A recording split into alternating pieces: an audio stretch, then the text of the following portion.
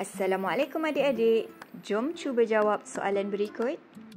Meratakan air ke seluruh badan ialah apa? Alif, hikmah mandi wajib.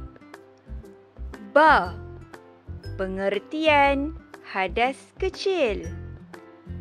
Jim, rukun mandi wajib. Dal, cara menyucikan hadas kecil.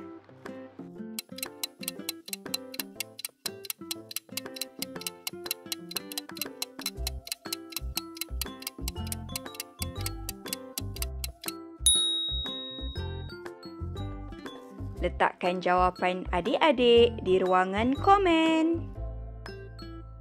Jangan lupa like, komen, share dan subscribe untuk soalan seterusnya.